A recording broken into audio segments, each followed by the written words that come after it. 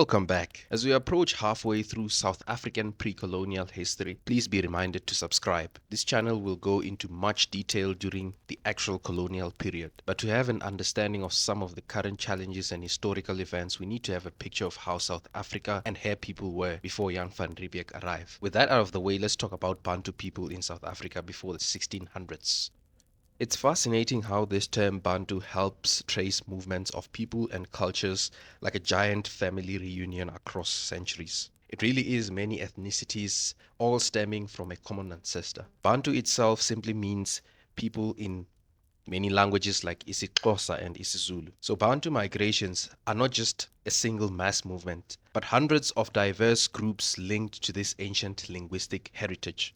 Their journey just within South Africa is complex, full of innovation. It dismantles that empty land myth completely. That South Africa was largely uninhabited before Europeans arrived. But evidence says otherwise. We already know the Khoisan were around from our previous episodes, which you can check out in the playlist. We have archaeological evidence like the Leidenberg heads, the ceramic sculptures from roughly 1500 years ago, likely used in initiation rites.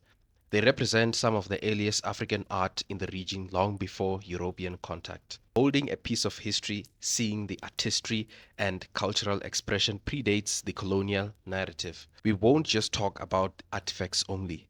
There's also evidence of sophisticated societies like the Kingdom of Mapungubwe, which by the way we have an episode on, so subscribe and hit the bell icon. So the Bantu civilization thrived on trade, which reached its peak between the 11th and 13th century. There were trade routes across the Indian Ocean, reaching as far as Arabia and even China. That challenges everything pre-colonial trade networks. Not only settled in creating art, but engaged in complex trade across continents. Fascinating from the Bantu people.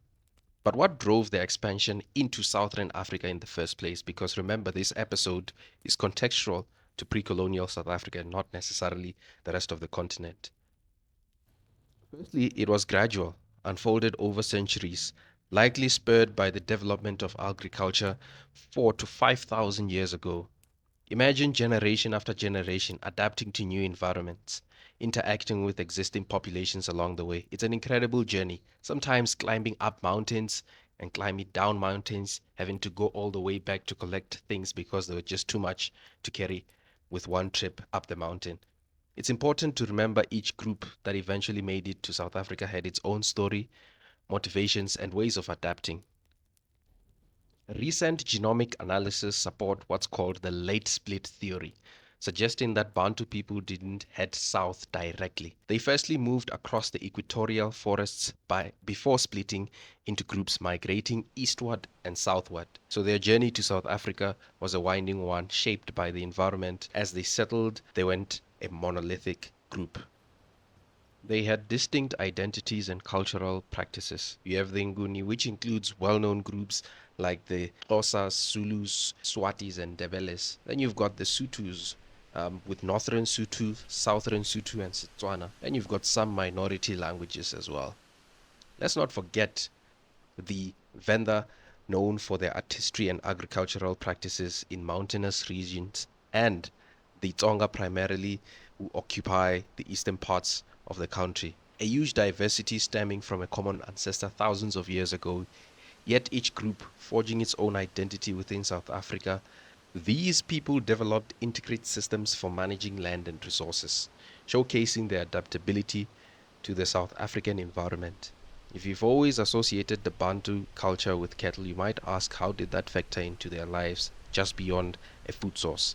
Cattle were central not just for food, but a measure of wealth status and integral to social customs and marriage rituals.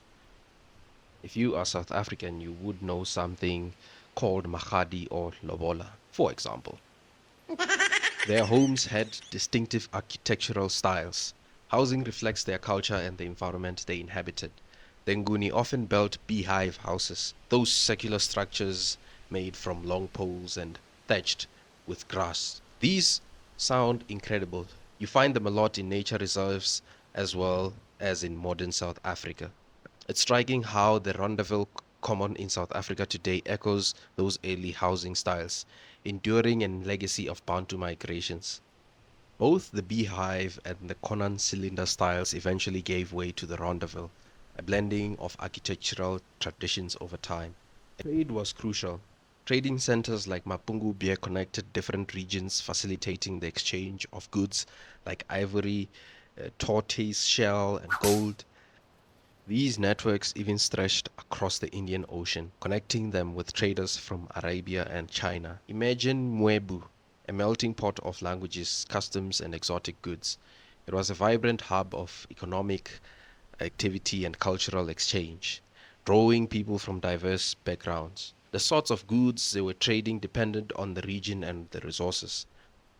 Ivory, gold, and animal skins were highly valued, as were agricultural products like grains and livestock. And as their trade networks expanded, they started acquiring goods from far off lands such as glass beads and porcelain from China. We'll talk about this more in a separate episode, so please subscribe.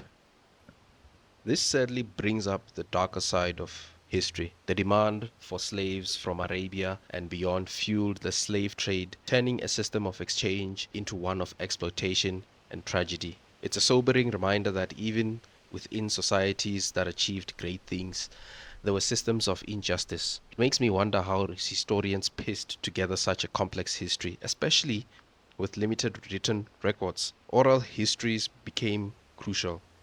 These stories were passed down through generations to provide valuable insights into their culture, beliefs, social structures, and living historical documents. Archaeology plays a vital role in corroborating those oral stories. It helps trace the movement of these groups across time and space. Imagine excavating settlements, analyzing artifacts, studying burial practices, piecing together a giant historical jigsaw puzzle. For example, specific types of pottery like those found at Mapungubwe help pinpoint migration dates and routes. Iron smelting furnaces indicate the spread of ironwork technology.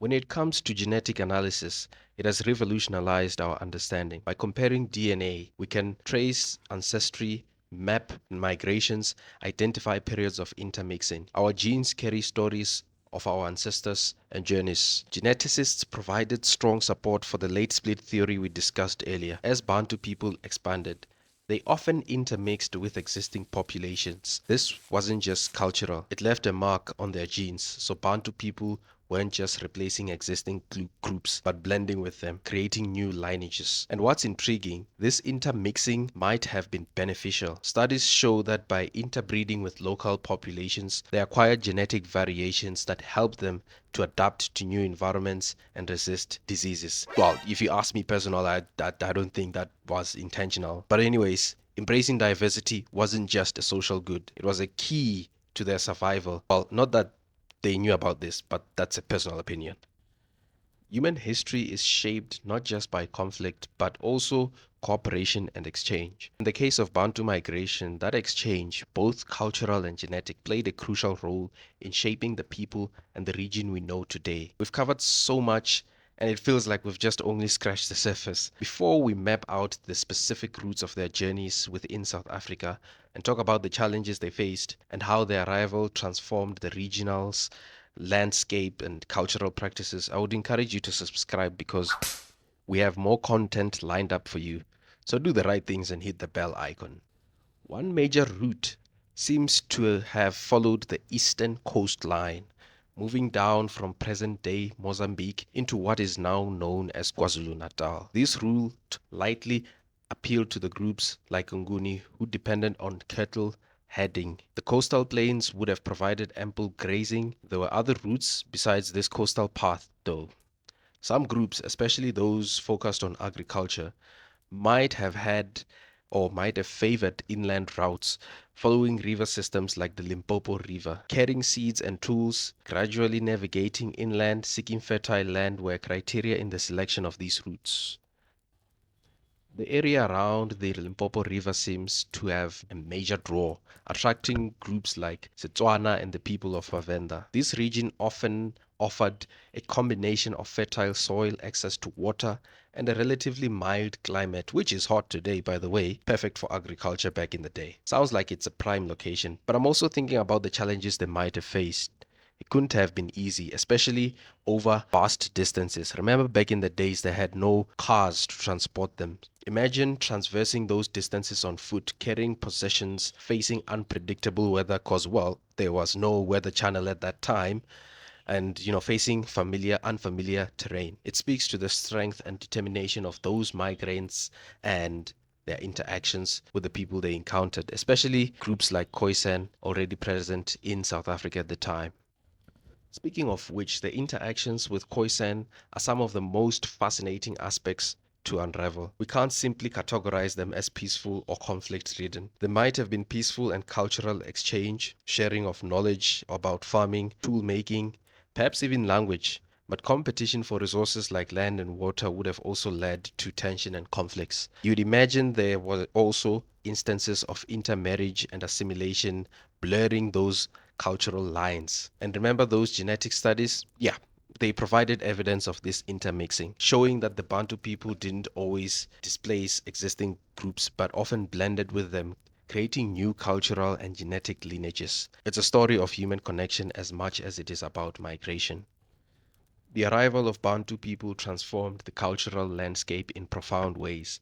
Perhaps the most obvious impact was the introduction of new languages. As different Bantu groups settled, they brought their languages with. Over time, they interacted with the languages of the existing populations like the Khoisan languages, creating a diverse linguistic landscape we see today. The Bantu people also had a profound influence on agriculture. They introduced new crops like sorghum and millet and developed sophisticated farming techniques suited to the South African climate. New knowledge, new ways of life, a new relationship with the land. It wasn't just about people moving, it was about ideas, practices taking root. Their mastery of agriculture had a ripple effect, allowing for larger, more settled communities, leading to the development of more complex social structures, the political landscape, etc. Many of the social structures revolved around chiefdoms, with chiefs holding varying degrees of power and influence. So complex societies, political systems,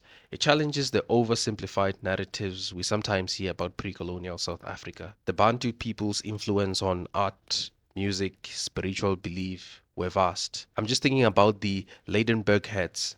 Those were incredibly expressive sculptures, a testament to their artistic skill and creativity. Their traditions were dynamic, constantly evolving and adapting as they interacted with new environments and different groups. Different traditions simmering and blending, creating this vibrant and ever changing cultural landscape. Most Bantu societies were patrilineal, meaning lineage and inheritance were traced through the male line. It's pretty much what it is today. Families were often large and extended, with multiple generations living together or close by. Family and community played a central role. There were clear divisions of labor, though. Men were typically responsible for herding, hunting, and clearing land, while women were central to agriculture, food preparation, and child raising. Seems like the traditional division of roles, if you ask me, at least on the surface. As you go deeper, you find women often held positions of authority within families and communities, especially concerning agriculture and resource distribution. They were keepers of essential knowledge and skills. For our listeners out there, we encourage you to continue this exploration on your own, as we have only scratched the surface here. Get into the world of Bantu art, music, and literature. Seek out voices of Bantu historians and storytellers. Personally, I will find it weird if someone from other continents comes here to South Africa to tell you about your own history. And most importantly, let's challenge the simplistic narratives and embrace the complexity and nuance of this remarkable chapter of history. There's always more to learn, more stories to uncover, and more prospects to consider. Until next time, subscribe.